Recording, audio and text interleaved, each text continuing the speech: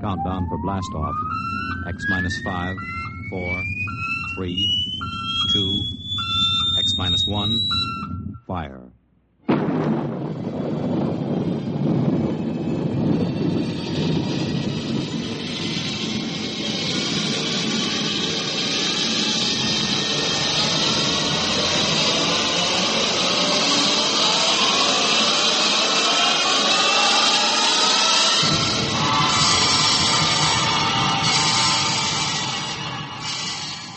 From the far horizons of the unknown come transcribed tales of new dimensions in time and space. These are stories of the future, adventures in which you'll live in a million could-be years on 1,000 maybe worlds.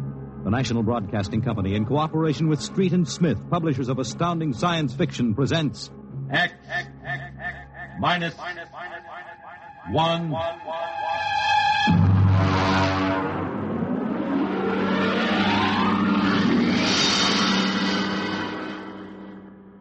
Tonight's story, Child's Play by William Tenn.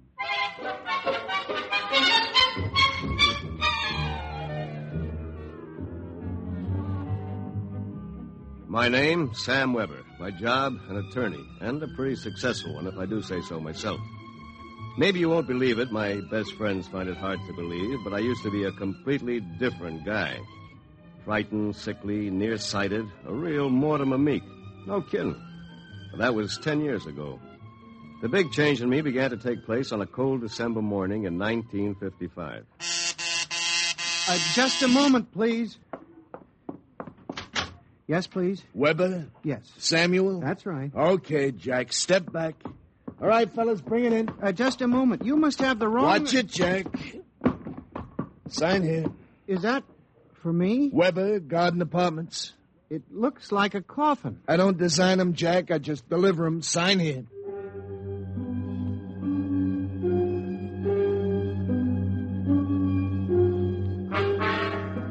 After much straining, I wasn't in very good physical shape those days. I managed to push the box under my single light bulb. There was a card in a small envelope. Let's see. To Sam from your classmates at the Interdimensional and Cosmic Institute. Merry Christmas. 2155. Holy jumping catfish. Hey, mister! Hey, mister! There must be some mistake. Hey! Holy jumping catfish. They were gone. And I didn't even know which delivery company it was. I sat down to think. And it was just beginning to seep into my sleepy brain that maybe this was one of Lou White's practical jokes when I noticed there was something funny about that box. For one thing, it was dated 2155, 200 years from now. And for another thing, it was solid gold. Pop had been in the jewelry business long enough for me to verify that. At that point, I decided to open it up and see what was in it. After about a half hour of fumbling, I gave up. All right. If you won't open... You won't open.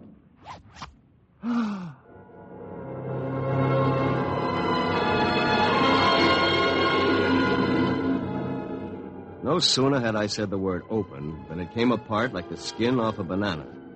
There inside was something resembling a high-powered kid's chemical set. Vials, jars, tubes, wires. You never saw so much scientific-looking junk in your life. And on top of it all was a book of instructions printed in mad green streaks. I opened the cover and read page 1.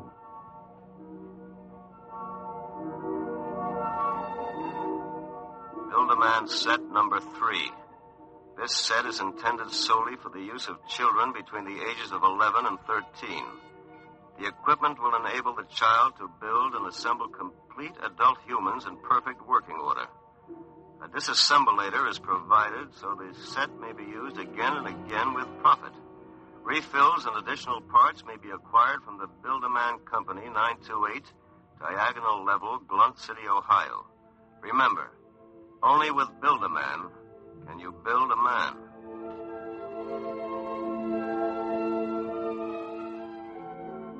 When I arrived at work that morning, an hour late, my brain was still reeling with the stuff I'd read in the instruction book. By the time I'd reached the office, I decided it had been a bad dream and it would be over by nightfall. Somerset and Ojak, attorneys at law. Just a moment. I'll connect you with Mr. Ojak. Oh, good morning, Mr. Weber. Good morning. I've got to get my mind off that book. Only with Build-A-Man can you build a man. It must have been a dream. Probably go home tonight and find the place empty. Well, if it isn't a poor man's Clarence Darrow. Hiya, Sam!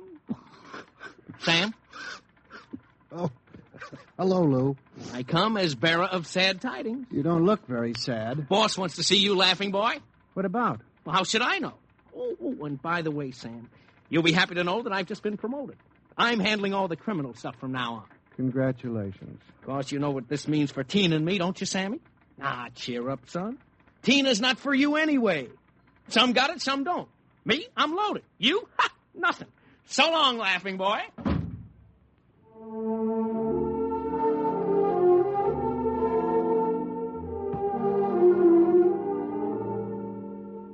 That was my good friend, Lou White. Lou was one of those guys who always lands with his feet firmly planted in the back of somebody else's neck. In the year I had known him, he'd already managed to steal the job I wanted, and he was now working on the girl I wanted. Her name was Tina. Tina Velvet. She was...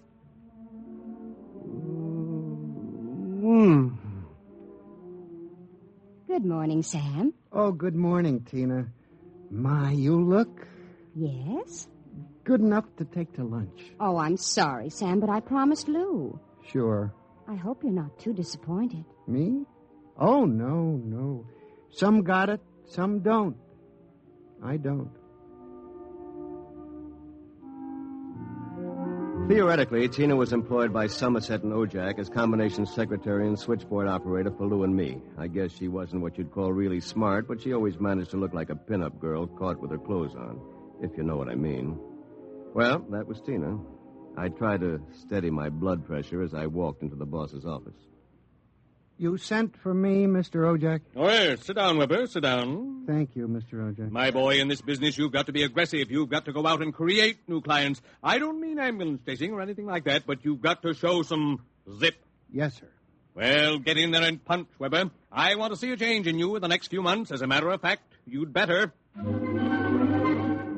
I went back to my office resolved to show some zip. I bit savagely into a copy of Hackleworth's On Torts. Then I called Tina for a memo. But by the time she came in, my mind was wandering again. Rosenthal versus Rosenthal. On August 4th, the party, the first part. What comes next? Sam, what comes next? Oh, listen, forget the memo for a while. I want you to take a letter. All right, Sam. Today's date, usual heading. To the Chamber of Commerce, Glunt City, Ohio. Gentlemen, would you inform me if you have registered a street or avenue known as Diagonal Level or Avenue? I write on behalf of a new client of mine. Oh, Sam, he was a new client. I wondered about it, but he looked so strange and sinister. What did he look like? Well, he was a terribly tall old man in a black overcoat. He asked if you were in, and then he tried to get your home address. But he looked and acted so strange, I didn't give it to him. He went away positively furious. That's great. Did he leave his name? Well, that's the funny part of it. He just said he was the censor or the census taker or something from the 24th Oblong.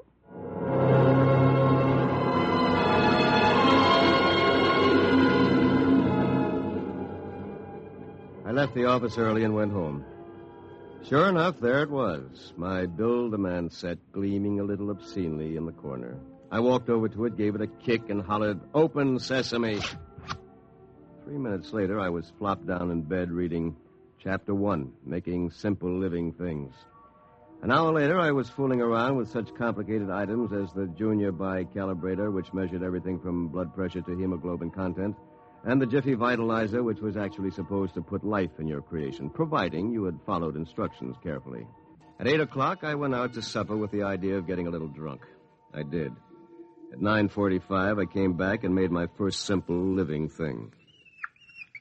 Here, boy. Here, boy. Maybe you aren't a boy. Let's see. According to the book, you are a rubicular oyster hog. Not much to look at, but I made you. Me, Sam Weber, attorney at law. I have created life. Hey, come back here. Come back. Here, boy. Here, boy. Here, boy. Hey.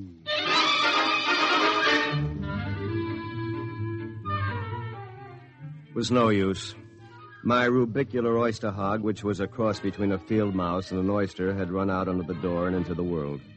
Next morning in the office, I turned to Chapter 2, duplicating babies and small humans. Assemble your mannequin, setting all molds to the indicated calibrations. To disassemble a model, use the disassemblator provided with the set.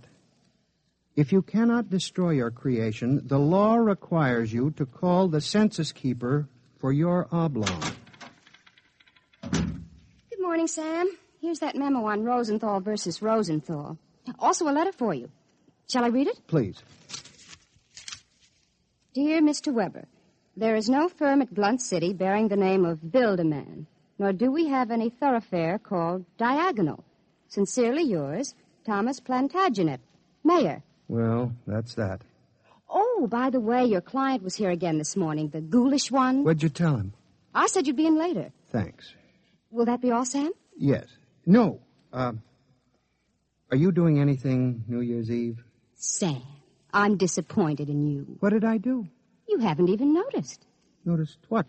The ring, silly. Third finger, left hand. What? Who? Lou gave it to me. Well, Lou has plenty of zip.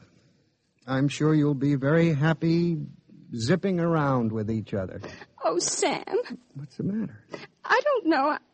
I'm so confused. Hey, listen, what's going on in here? Tina just told me the good news about your engagement. She's crying with happiness. Oh, is that right, honey? Well, no hard feelings, Sam. It's just that the best man got the girl. You understand how it is. Oh, by the way, we're having a little celebration at Sig Alley's tonight. Drop around and we'll live it up a little, huh?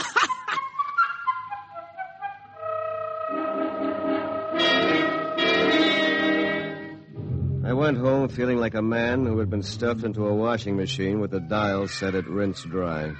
I was a failure. My job was a bust. My girl was going to marry a football player. I'd been playing God with a chemistry set from some crazy futuristic world. And the bill collectors were hot on my heels. Why not? Think of it.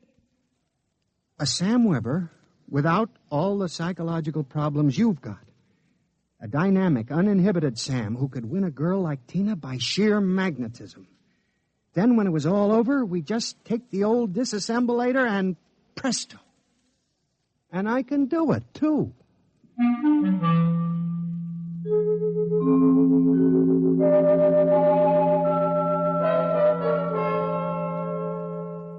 Chromosome content check. Well, here goes. It's moving. Holy mackerel. It's alive. It's sitting up. Whoa! Hey, I feel great. Take it easy. Do you know who you are? Don't give me that take it easy routine. Of course I know who I am. I have all the thoughts you ever had up until the point I was vitalized. My brain is an exact duplicate of yours, except that I'm not all blocked up psychologically. Oh, by the way, since we both have the same name, it'll simplify things if I call you Weber. I'll be Sam. Look here. I'll make the decisions. How would you like a good punch in the nose? Is that any way to talk to your own parent? I did create you, you know. And don't think I don't appreciate it, Weber, old man. But let's get one thing straight. I live my life and you live yours. Got that? Who pays the rent? You do. For a while, anyway. I haven't decided whether or not I want to stay in the law business. The law business? It'd be a shame to waste all that good training, though. We went to Harvard, didn't we? On the other hand, I want to spread out a little. Tina's the kind of girl to whom money is very important. Tina? What'd you expect? We're not quite the same, you and I. I've got zip. Don't use that word. Sorry. Now, how about some dinner? I'm starved. We'll have to go out. I'll need some clothes. Sorry, I only have this one suit. Fine, you can lend it to me. But what about me? I'll bring you a sandwich after I come back from Segali's. Segali's? You haven't forgotten, have you, Weber? We're invited to the celebration, Tina and Lou White. Only it wouldn't look quite right if we both showed up. So I'll tell you all about it. Now, come on, off with the suit. And no nonsense.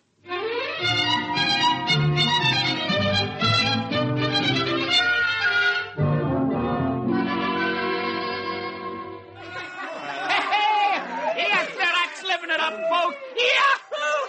Hey, have another drink, Mr. Ojak. Come on. Thank you, Lou. Is everybody happy? Oh, Tina, honey, you having yourself a little old time? Well. The happy couple. Sam. Good evening, cats. Everybody's lit up like a Christmas tree, huh? Well, I'll be... Sam, are you in the bag? Never touch the stuff, Lou, my boy. Never touch it. Hey, what's gotten into you, Weber? You seem different somehow. Well, I'll tell you. Ever since I had that talk with Mr. Ojak about myself... Oh, you remember, don't you, Mr. Ojak? Why, yes. You made me realize, Mr. Ojak, that I had a whole reservoir of untapped zip. And that's all it took, just like that. I'm a changed man.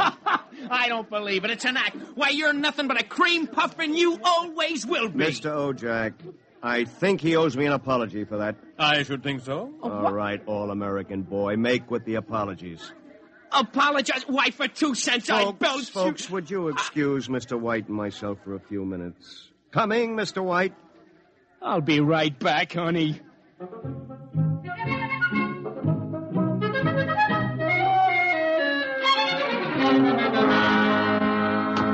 Oh, no! Okay, big boy, you've taken enough punishment. Sam, Lou, don't kill him. He did... Oh, dear. He'll be all right in a little while, baby. Did you? I mean... Oh, Sam. Tina. We really shouldn't be... kissing like this. Well, it's what you've always wanted, isn't it? Well, isn't it? Oh, Sam.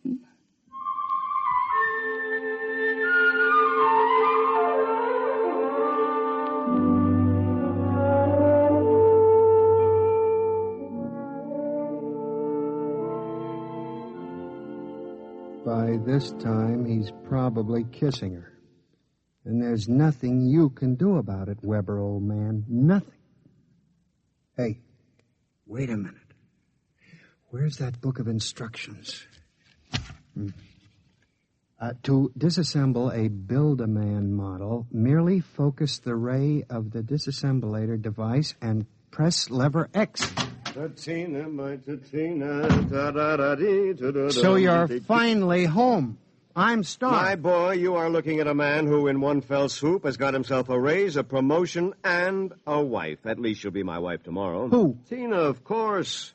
Who have we wanted so desperately all these years? I don't believe it. It's true. I had to put on quite a show, but all around it was a real success. Mr. Ojak was so impressed, he called me aside and said he was going to give me a crack at some criminal cases, and if I made the grade, who knows, I may even accept a partnership. And what happens to me? I suppose I sit in this room with no clothes for the rest of my life. Oh, you'll be well taken care of, Weber. You've got it all figured out, haven't you? That's about it. Only you neglected to consider one thing. Oh, what's that? This. Oh, come on, put that down. I'm going to melt you down like a Welsh rabbit. Weber, you can't do that. It's murder. It's like killing your own son. Take off my suit, you phony. You won't be needing it again. You're going through with it, huh? I am. All right. And here's your jacket. Oh, my arm. Now, you give me that thing. Give it to me. Oh. That's better. Now we'll fix this little item so it can't do any damage. You see, Weber, you don't have the guts to stand up against the man you might have been. What's that sound? Somebody's coming up the stairs. Listen. Take a peek through the keyhole, Weber. Holy jumping. It's him. Whom? He's burning it. He's burning a hole right through the door. Good evening, gentlemen. Who are you? I'm the census keeper for the 24th Oblong. You see, your Build-A-Man set was intended for one of the Weber children, who's on a field trip in this Oblong 200 years from now. Because of an unfortunate time warp, the set was delivered here accidentally. You mean this set came here from 200 years from now? Precisely. Time, as with all things, is relative. We shall have to recover the set, of course, and adjust any discrepancies it has caused. Meanwhile, the problem is, which of you gentlemen is the original Sam Weber? I am. Listen. Liar. Difficulties. Why can't I ever have a simple case like the doublet conduplication? Now look here, Mr. Census Keeper. The duplicate will obviously be Less stable and more emotionally unbalanced. Certainly a man of your qualifications can decide which of us is the more valid member of society, which of us will conform more readily to the standards. Naturally. I observe that one of you is naked. That, of course... Wait a minute. And you seem to be trembling, whereas this gentleman seems quite calm. Hold it. You're making a mistake. I hardly think so. Stay away from me. Do not struggle. Help, please, you're... Mr. Weber. Yes?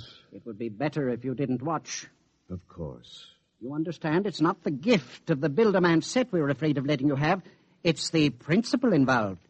You people just aren't ready to play God. You understand, of course? Perfectly.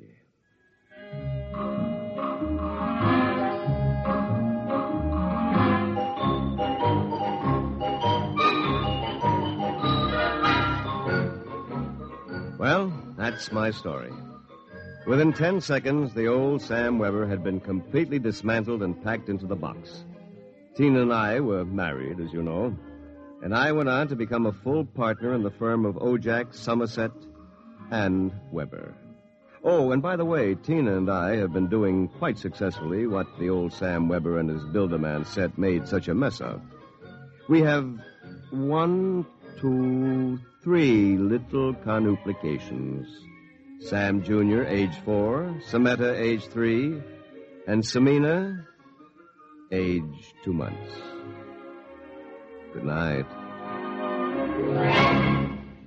You have just heard X-1, presented by the National Broadcasting Company in cooperation with Street and Smith, publishers of astounding science fiction. Tonight, by transcription, X-1 has brought you Child's Play by William Tenn, adapted for radio by George Lefferts.